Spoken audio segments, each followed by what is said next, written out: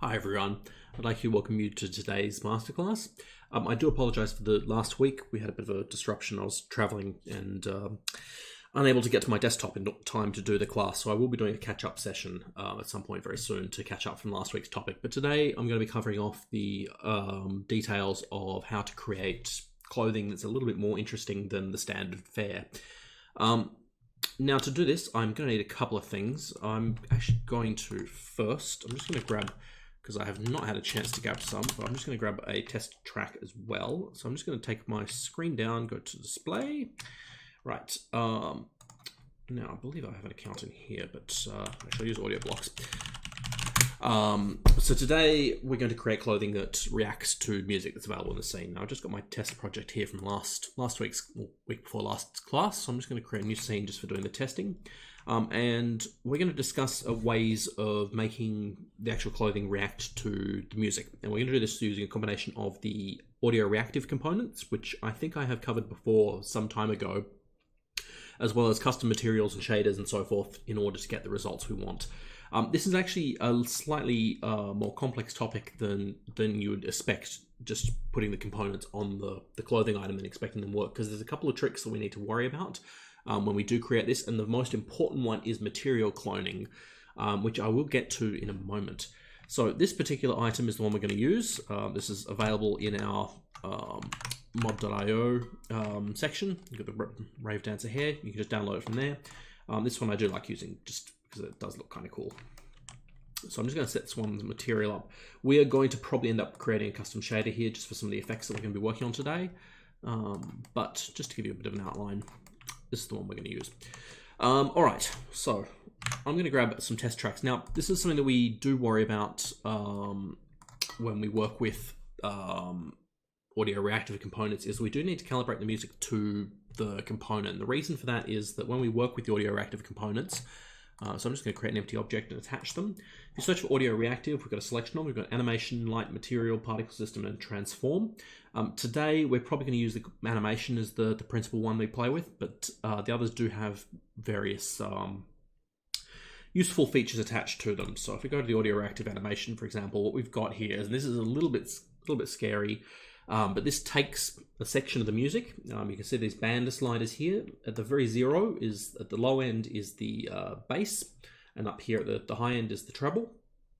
And what we can do is we can narrow it and say, okay, this is only going to react to this section. So what we're going to do is I'm actually going to try and paint a audio visualizer onto this hair.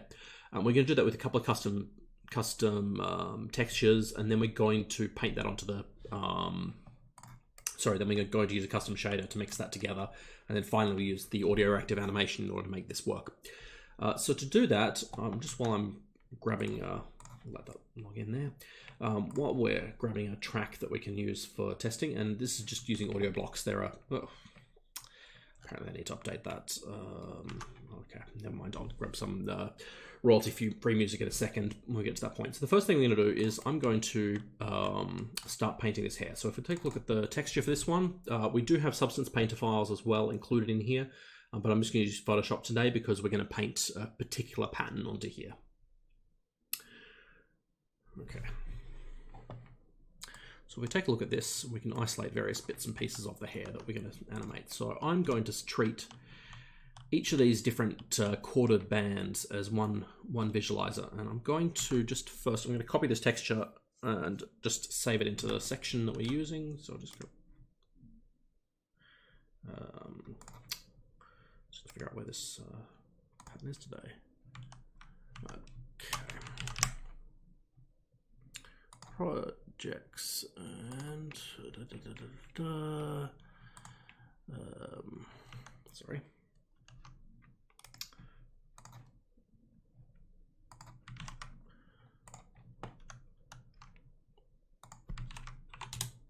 Okay, we have clothing audio reactive, purple hair with data. I actually want to say this is a PSD. One of the nice perks of Unity is that it does have nice PSD support natively. Okay, so purple hair data. And I'm just going to tag various bits here just so I can know where they are on the UV. Now, if I was using a tool like Substance Painter, for example, that would work better. I'm just going to switch that. There we go. Okay. I'm just going to paint some dots on here so I know where on the actual thing is. So I'll just paint 1 dot, 2 dots there, 1 dot there, 1, 2, 3. All right. When I go back into Unity, I should be able to figure out which end is which, because I want it to go from bottom to top. It'll be easier when I'm when I'm doing it this way. Now, there, data. Okay, and broadly speaking, as I thought it was on that left side, that's perfect. So what I'm going to do here, I'm going to start with creating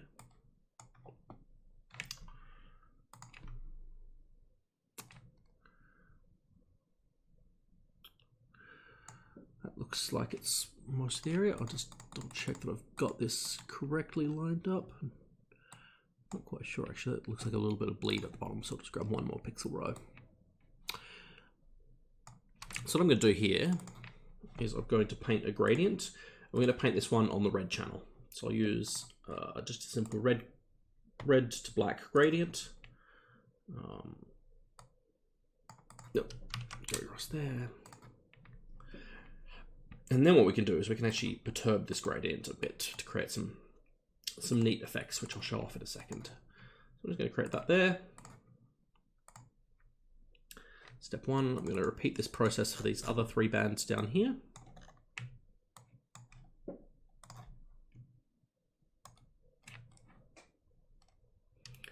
And I think just going to look at where the UV is clipped here. So let's create another gradient. So this time it's going to be green. And we're just using the red, green, blue because those are the 3 channels that we can work with. We can also work with an alpha channel too, which might create some interesting effects in a moment.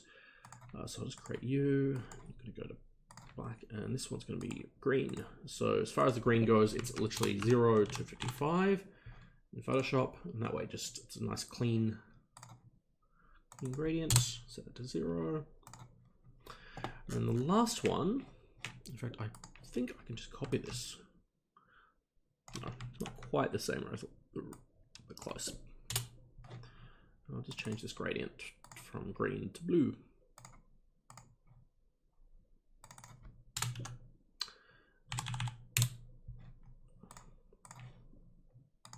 And if I've painted this right, fingers crossed, I've covered off the major areas. The caps at the bottom, maybe not.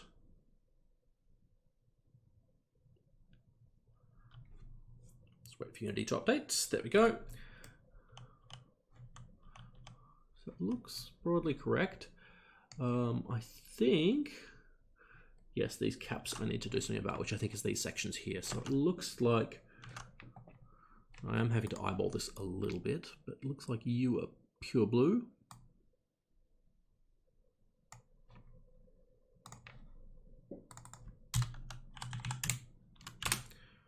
Oops. Make sure this is correct. Don't want to mix this up.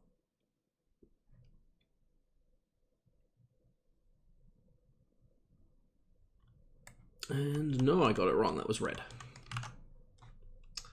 So what I'll do is I'll just set this as a solid color. That way I can tweak this one. Okay. That means I've got a 50-50 chance on the remaining 2. I think it looks like green is the more purpley one. It should be an easy.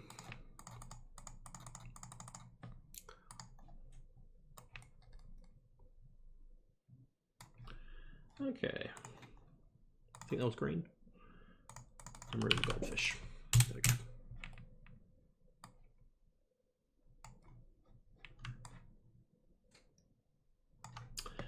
And finally, blue. If I've got that right, that should line up correctly.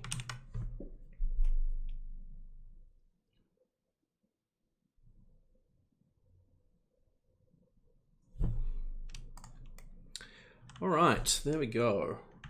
Okay, now the next steps that we'll do is we'll just might play with the hair a little bit, but I'm going to leave it otherwise black. So what I might do is I might grab some shapes in Photoshop. Just say grab, what have I got here? We don't have a ton installed, but use some love hearts, there we go. So I'm just gonna paint some into the hair itself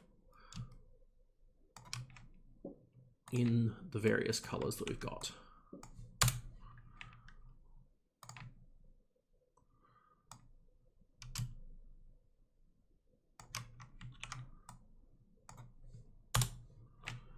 And we'll set this one to pure red. The rest of this I'm going to leave as black. This will make more sense in a moment.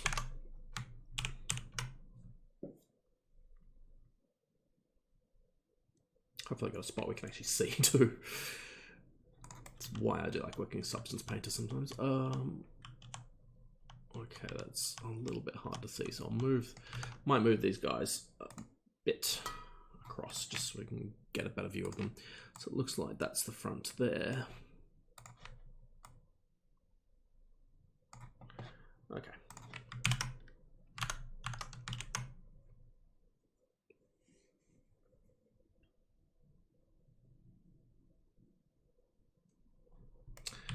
All right. Bit basic, but that'll do. I don't know where this. Oh, it's on the back. Okay. All right, so what I'm going to do is I'm going to start actually merging this stuff together, and then we'll create an animation track which drives each of the 3 separate parameters here. So the first thing to do is I'm going to create a new shader. I'm just going to create a surface shader because they're the convenient one. I'm just going to very quickly make some tweaks to this. So I'm going to call this the color reactive shader.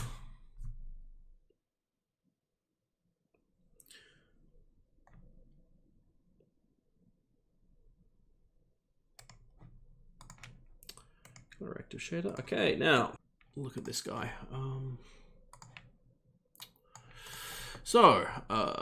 What do we have here? We have the basics of it. Okay, so what we're going to do is we're going to play with 2 things. First, we're going to have a main texture, which is going to be the one we've already got on there. And then I'm going to create this as the data texture. Data. Okay. Just got to duplicate all these things to read the textures. Now this is just setting up the material so that we can read the texture. You probably don't particularly want to actually edit shaders yourself. You can either grab this one here as part of the class. I'll ping that onto our Discord afterwards. Otherwise, you can use tools like the Amplify Shader Editor to create shaders from a visual UI, which is generally speaking a better idea. Okay, grab the data texture. So the first thing first is I'm just going to grab this data texture. I'm going to call it data. I'm just going to read it from the data text coordinates. Okay, and it's not going to be multiplied. Now I'm going to do this. I'm going to put O.emission equals D.RGB. And that's going to mean that the 2 textures should be combined. One's getting added onto the other. Because we want this to glow in the dark, I'm using the emission field. The emission field basically acts as a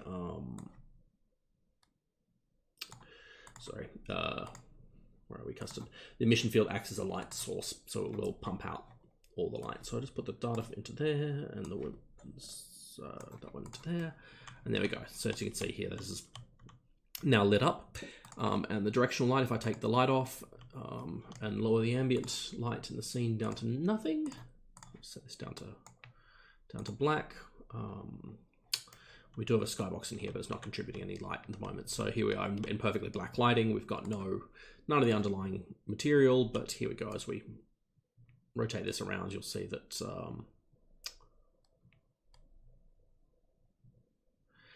the light is unaffected. And what we're going to do is we are going to add 3 colors to this. So we're going to add 3 more colors. This is going to be our color 1, color 2, and color 3. 1, 2, and 3. And our emission, what we're going to do is we're going to start multiplying this. So I'm going to put the emission equals red times color 1 plus D.G times color 2 plus D.B times color 3. Okay, now color 1, 2, 3. I just need to set up the fixed 4 color here. 1, 2, and 3. Now, if I've done this correctly, look at our outfit here. Should go to being white. Yes. There we go. Now we can actually tweak each of the strands individually. So we can make this one, if it's going to be, we might do bright neon blues and greens. So that might be the colors that we produce when this thing gets lit up. All right. Other than that, that's pretty straightforward. Now we need to start pumping these parameters in. So the next bit is we need to add the intensity. So I'm going to do this as a series of data fields. Now these, I'm just going to add these here. Call this one intensity 2 and intensity 3. I just need to set these up as ranges as well. And this is where we're going to pump the audio data into. 2 and 3. And finally, just need to do that. This is order of operations intensive, so usually when I'm programming something like this, I'll actually put the brackets in, which I might do. Not technically needed, but I think they add a bit of clarity to what we're doing. So you can just see each of the 3 separate colors that we're mixing together here. So 1, 2, and 3. Okay. Missions.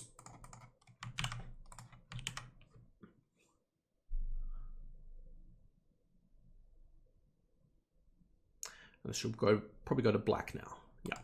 But what we do have is we've got these sliders here. So we can raise up 1, raise up 2, and raise up 3. And in fact, while I'm previewing this, I'm going to add just an image effect, a simple image effect to this. So I'll just have a post layer and might as well enable AA and post volume. Layer this one will be Special X5. I'll set it to the Special X5 and I'll just grab my default post.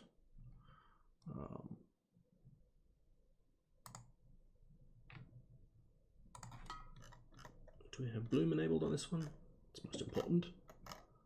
We do. The intensity is pretty high though, so I might just knock that down to 1. And now we should be able to create that, but it's not actually blooming. So one of the tricks, if we want the item to bloom, is to bring the brightness over 1.0, and the easiest way to do that is to add a power value to it. So I can actually just do this as simple power. I might do that with the power of the intensity. Or I could just ramp the intensity up to, setting the max range from 1 to instead. And of course, just going to edit these fields as well.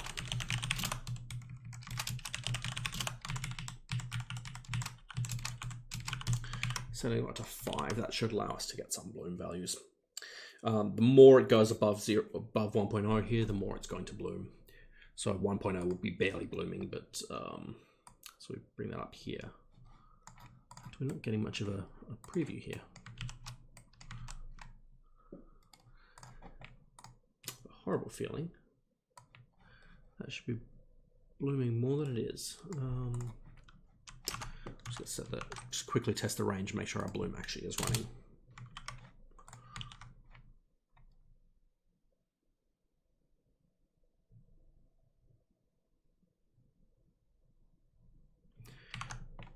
Did I typo? Yes.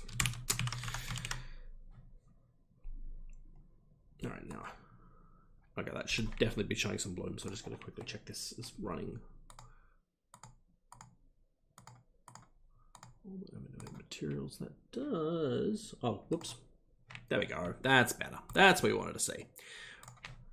Always check this stuff. So as you see, the bloom at a basic value of say 5, that's not very high, but actually if we go up to here, we can really ramp this up. Now, what are the tricks we could do is that this going from here to here is not particularly interesting. Like it's certainly, it'll look cool when we bounce this to the beat, but it might look cooler if instead we add a cutoff. So I'm going to set that actually to 500. How do I want to see it? It's to 50. So I'll set this to 100. I'll give it 100 range and everything. This might get quite bright, incidentally. So we'll set those ranges to there, but what we will do is we'll actually add a clipping value, and I'm going to instead change this emission technique. So I'm going to break this up into three values. I'm going to say, oops, call this I1, I2, and I3, G and B, and 1, 2, 3. So I'm just going to set this emission to the output here, and the reason is because I'm just going to change up the algorithm that's used for these. So I'll use I1 plus I2 plus I3. Right, I'll just leave it alone, make sure nothing changed. And already this is actually looking pretty cool. All right, so we've got that. Now what I'm going to do is I'm going to change it so that if the value is above, the intensity is above that, we will set that. So I'm going to change that from there. So D to R greater than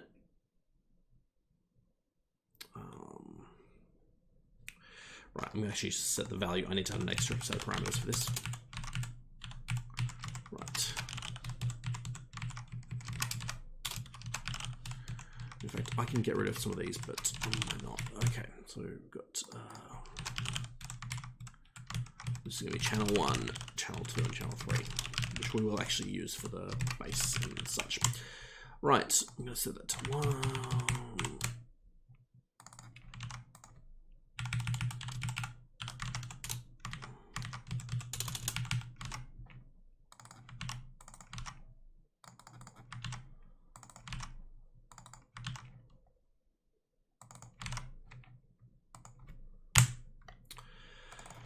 Right, now I've got that in here. I'm going to actually set this to that.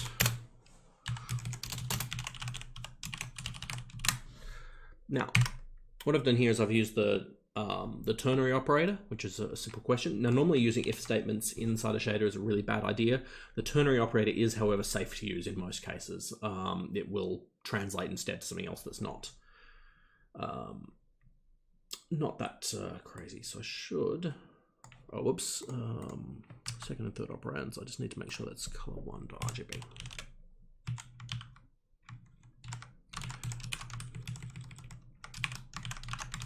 Make sure they're all the same data types.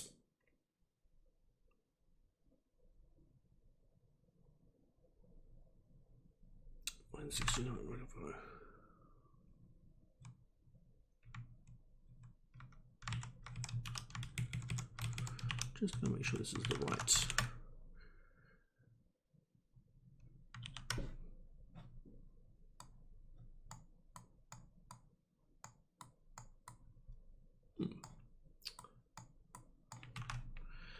Fine. What have I got? I've got flip 3. Oh, it's whoops.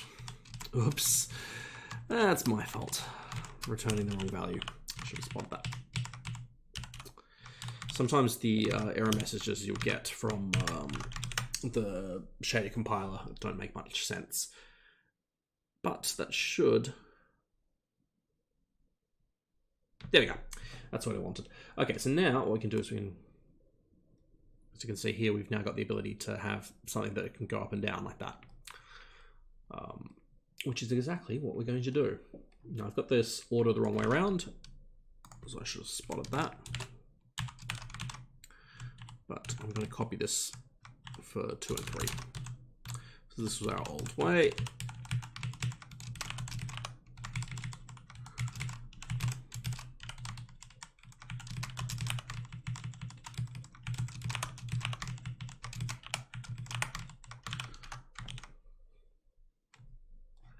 And now,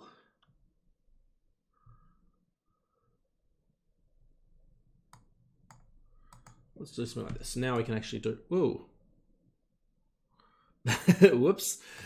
I did have it the wrong way around, but I'm just going to need to flip the ordering. I thought that was actually right. So I'll just do 1.0 minus.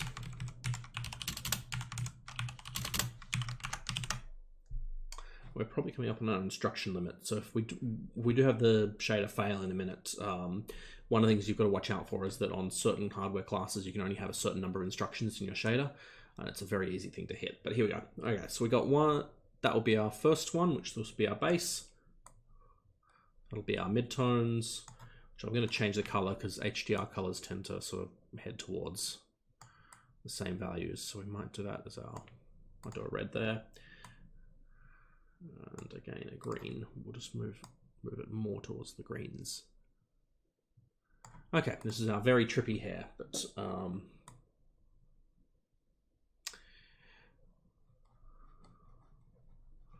all right. So this we're getting somewhere. I'm not quite sure how I feel about the red.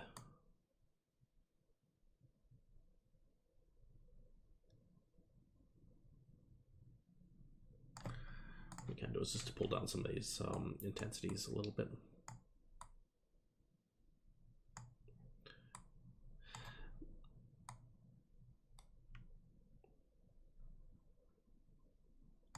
All right, yes, that does look pretty cool. All right, so the next step is we need to set this up. Now, to do this best, we will use an attachment. This can be done with skinned clothing. However, it's very important to note that when you work with skinned clothing and audio-active components, this is what I started on at the beginning, the clothing items, when you wear them, particularly with patterns, the material can get swapped internally by an internal clone of the material. The problem with that is that if you are referencing the material in your animation, it may or may not work. You might want to test this one. It might be okay, it might not be okay, but my gut would say that if that's the case, just don't use the pattern system with this. Instead, just you upload and click the keep material always, and that way the material won't get tampered with on our end. But otherwise, I think we're almost ready to go. So I'm just going to go back to my search for some sample music. And what have I got that's going to work? Let's try sample. Let's go with some kind of, yeah, cool. Just grab some royalty free from somewhere. Free Music Archive. Actually, the place to go is CC Mixter. I should have gone there before, but what do we got here? I'm just going to turn my audio back in, so hopefully this is not too loud. In fact, I'm going to turn this down preemptively.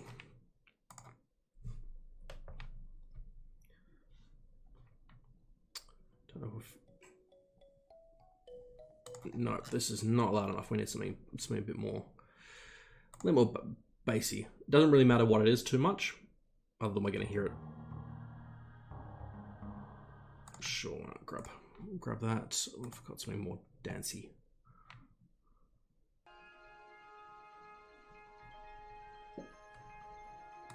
It's not very loud, but that's fine. So I'll grab this one, and I'm just going to drop it into this directory here.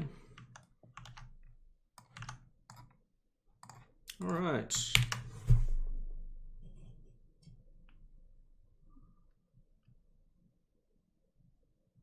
Give Unity a moment to import it. And now we're going to start calibrating the important part, which is actually the audio reactive components. There's one other thing I would like to do with this one later. It's actually animating the mesh itself. And that I will show you in a moment. We're going to do some stuff in Blender for that, but we'll get to that in a moment after we've calibrated this one. So the easiest way to test this one is literally testing it in your scene. Did I drop this into the wrong direction? Yes, I did. So let's move that into there. Right, so we've got our track here. Yeah. Okay, so let's keep that one here. We're going to put this into our scene, and we're going to use this as a test. And as we play around with it, we're going to want to mix and match. So the first thing I'm going to do is I'm just going to take the roll-off off so we can hear it at maximum volume the whole way around. I'm going to take Doppler off because Doppler is very annoying.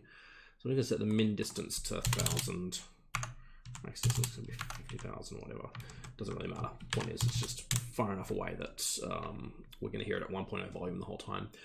And I'll keep it on 2D spatial blend with all the other bits and pieces as we expect. So I'm just going to set play and awake. We're good to go.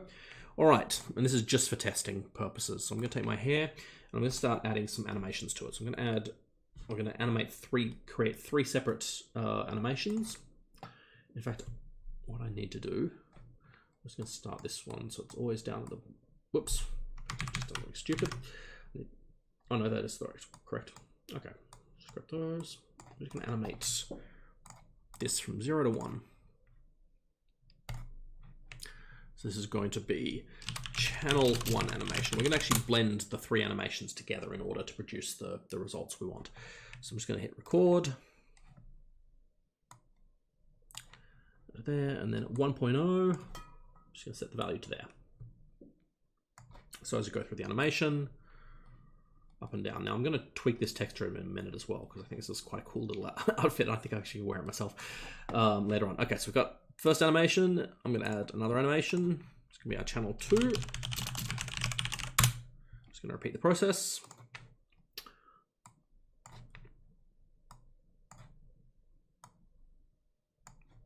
Does look quite cool.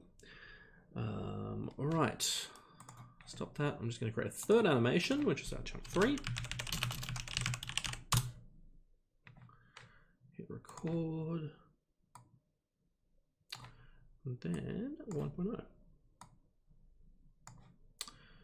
All right, and that's our third animation.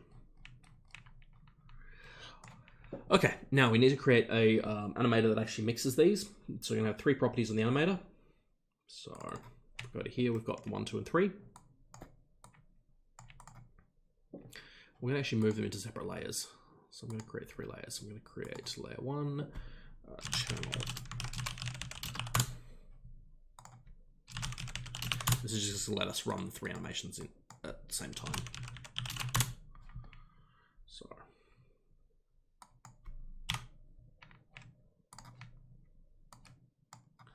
channel 2 and channel 3. So these animations will all happen simultaneously. So I'm just going to create 3 float parameters. Chan 1 and Chan 3. I'm not naming them exactly the same, just so you can see the difference when we make the layering here. So I'm just going to go back to layer 1, select channel 1 animation, and I'm going to set the normalized time to a parameter. That's going to be channelized 1. Now, what normalized time means is that this is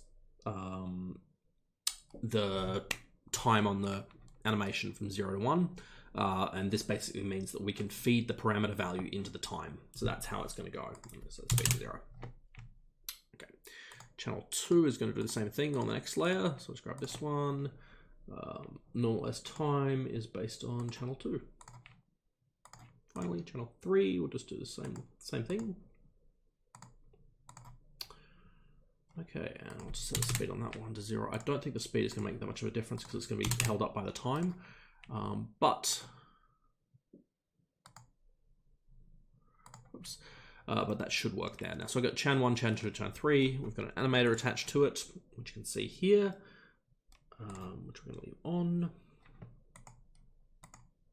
I'm going to add now audio reactive. I'm going to add audio reactive animation. And what I'm going to do here is I'm going to set the parameter. So we've got Chan 1, because our parameter name, yep. The range is going to go from 0 to 1, which makes sense. Okay, now these are going to cover speeds and things. Now we're not using we're going to use the band mode. We can also use the beat per minute mode. The beat per minute mode uses the BPM window fields, whereas the band mode uses the band minimum. So channel 1 we decided was going to be our bass. So bass tends to congregate these low values of 0 to 2. So that's where I'm going to set this one. And now I'm going to copy and paste the component again. I'm going to do it again. Now on number 2, we're going to start here. We're going to go to about here, and this is going to be our mid-range. And finally, we're going to go from our mid-range, which is here, all the way up to about there. There is values higher than that, but they don't tend to get expressed very much. So we're just going to concentrate on these 3 bands. Now, this, I believe, I'm not using the group fields. Everything else there should be good to go. So in theory, at least, I'm just going to save my scene. as we do before we test anything. So, clothing audio reactive, we have hair test. Now the neat thing is that anything you can animate, we can control here, and you can pretty much animate almost anything. So let's go set this up, hit play. So we've got our thing there. We're not getting much of a reaction in terms of the overall value field. So I'm just going to. So we do see that there is some movement on the channel 1 here. As you can see, the value is dancing a little bit, but the problem is that we're not getting a lot of.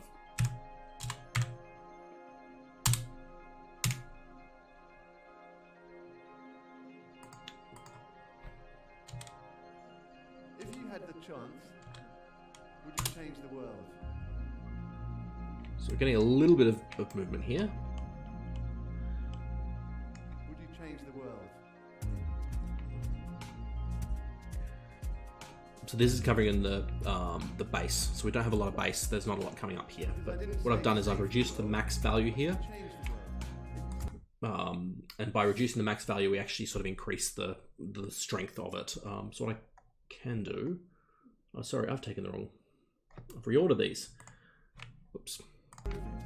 So I'm just going to move this one. So hopefully this is coming through okay. Make it better than we find it. We all are capable of changing the world. Okay. So basically the reason why I brought a music track in here is so that we can actually calibrate the bands according to the track. Now this does mean that your clothing item is somewhat sensitive to genre. Someone who's built something for heavy metal, for example, is not going to behave the same way as it will for electronic music. The reasons being that they hit different bands of music at different intensities. This is unfortunate. There's no sort of easy solution to this particular problem. We have certainly tried, but one of the alternative ways to go is to use BPM detection instead. So we can flip to that. We will need to stop and restart. So one of the things we've tweaked here is we've tweaked some various values. So I'm going to take that and I'm going to hit copy component, and this is on our 0 to 2. And I can actually go paste component values, and that way it'll preserve between play mode sessions. So we've got that. I'm just going to play with one of them. I'm going to set the BPM mode, and I forget the exact control, but I know it has something to do with the min and max values. It's the value that it reads there. So we'll just wait until we get a beat going in the music, and this is why it's also useful to test with a piece of music that has a relatively fast start, because it means you're not sitting through and listening to while you're testing. Don't know if we can actually skip forward, can we? Unfortunately, we'll just sort of sit and wait. While we do that, we can control. If you had the chance, would you change the world? Okay, so we've got no movement on channel 3, which is one we're playing with. Would you change the world? So, I just need to... Because I didn't say save the world, I said change. We can also adjust how quickly it rises and lowers using these limit increase values. This means it's going to take 10 seconds to move from 0 to 1. So it'll move up a maximum of 10% per second. So you can control, you can make it go up quickly and come down. Okay, so this is probably, we can go into the basics, but if you look on the wiki, you will find documentation for all these components of the exact values of what they represent. Next step, what I said is I would actually like to animate the item itself. So I'm going to take this into Blender, and we're going to play around with blend shapes. So I have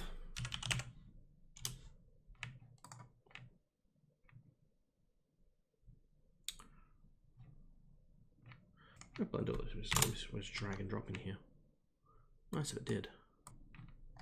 Okay, right. Let's have a look here. Right, the hair here looks pretty straightforward and normal. Let's make it a bit more interesting. So we're going to animate this particular hair to maybe explode off sideways. Doesn't really matter too much on the details, but what I will do is I'm going to add a morph target to it. So I'm just going to create, where are we? Somewhere around here. There we go. Vertex groups is what, or shape keys is what Blender calls it. So I've got our basis one there, which is our normal, and then I'm going to call this explode. And I'll set that to 100. And I'm going to edit it in here. So I'm going to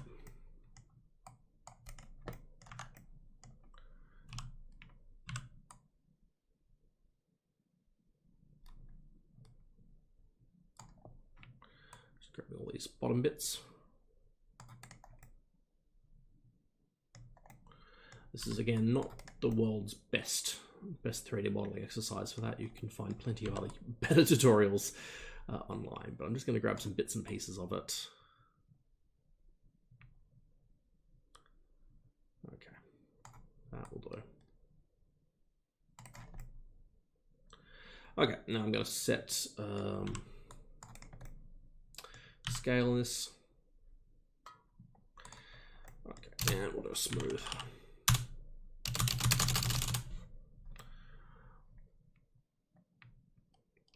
All right. Again, not the world's best 3D modeling exercise, but that's not the purpose of this. What we can do now, though, is we can blend between this. So it's going to explode out sideways as we do that. I'm just going to modified. And it's just the mesh. Hopefully Blender doesn't screw this up on the export. It's always a frequent fun spot.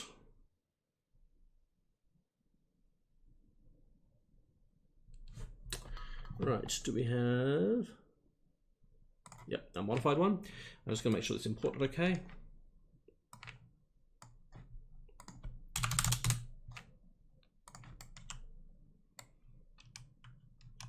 I'll just move you to 000 for I think this is the same. Yeah. Okay. All right, so I've got a modified one here. I'm going to copy all of this, except I'm going to add an additional property to one of the animations. So we've got this one. We should have our blend shape, and if we go to 100 on the blend shape, it's going to explode out sideways. Already got our shaders on here, so I'm just going to copy and paste almost from here. So I'll just copy and paste the animator. Values, we've got our animator, and audio reactive 1, 2, and 3.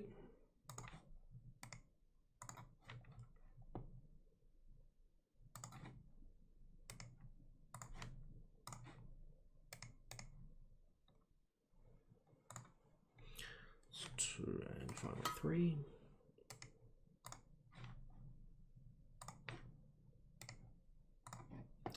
Oops. Place component, new instead of values. Okay, so we've got this, and then finally I'm just going to add, I'm going to need to redo some of the animations, so maybe I'll delete this animator and we'll just quickly redo. Okay, so we'll just need to do that step again. Unfortunately, when you convert from a skinned mesh renderer to a mesh renderer, it unfortunately loses the animation, so we do need to do that for this object in particular. But what I will do is I'll just short circuit a few of these things and I'll just animate the sideways. And I might leave that like that. Okay. All right, so we've got you. So to do this, I'm just going to record an animation. Create an animation on this. So we'll call this morph target animation. Morph target animation has one clip, and that's going to be. Hit record, set it to 0, go back to 1.0 again, and at 0 we'll set the view there, but we'll set the, so as you see it'll go like that. It's very squid-like. Okay, so we've got there, and if that's the case I might only animate one. So I'll pull off everything but channel. In this case, I might stretch the band bands out quite a lot then. Okay, so, whoops, I'll leave that off the animation. Okay. So we've still got a Chan 1 field here, and I just need to set the animator up. So I'm just going to set the property to Chan 1. And again, we're just going to use the normalized time parameter here. Okay, so in this one, we hit play, we should get quite a different result. We might need to tweak the property on the...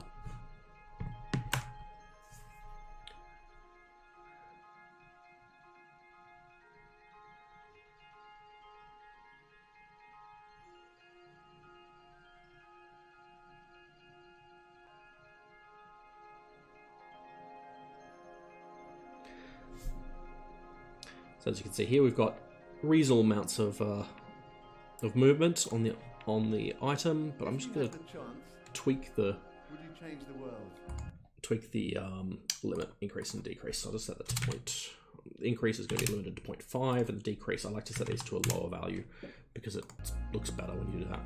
So did I set that correctly? Change the world.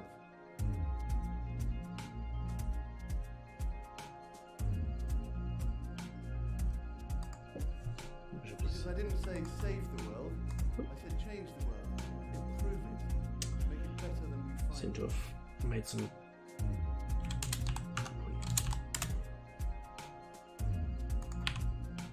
it better than we find it.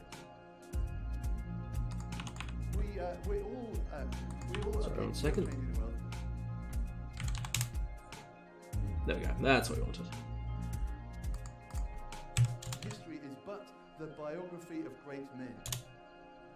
History is more accurately considered to be an infinitely large number of infinitesimally small things that we all do and don't do every day. Okay, so that's the basics of how to do that. Last thing we need to do is just upload this as a clothing item. It's pretty straightforward. I'm going to bring this one up as an attachment, so I'm just going to grab our 2017 female, drop it into here. As you notice, it's because it's all 000, it fits nicely. So we'll just set this one up as an attachment. Even though it's got a skin rend measure, it can be an attachment. So I'm just going to set this up as clothing items. Clothing item settings. It's female. Clothing, attachment, fitting, it is hair.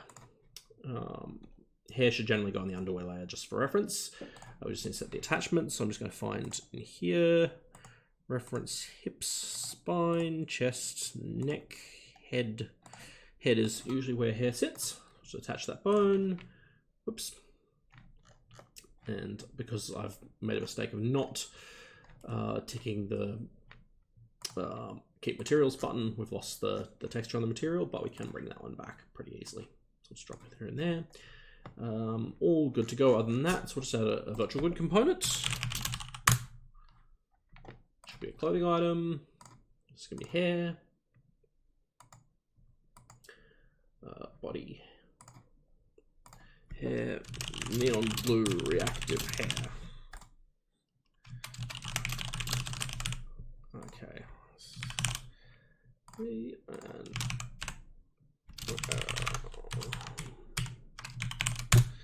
right, almost good to go.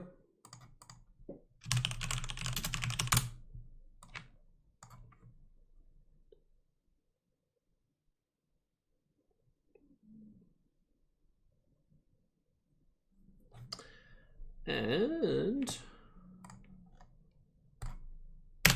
upload item.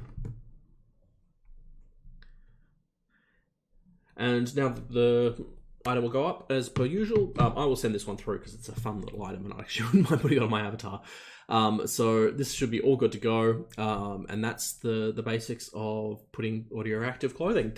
Next week, we're going to be touching on the snapshot system finally. I've been looking forward to that one. We'll be covering how to create custom snapshot filters, poses, animations, the works. There's quite a bit to dig into that one. There's 4 separate systems that we'll try and get some investigation on. Particularly how to use the custom cameras and so forth to get the best effects you like. Thank you all for watching, and I'll be around next week.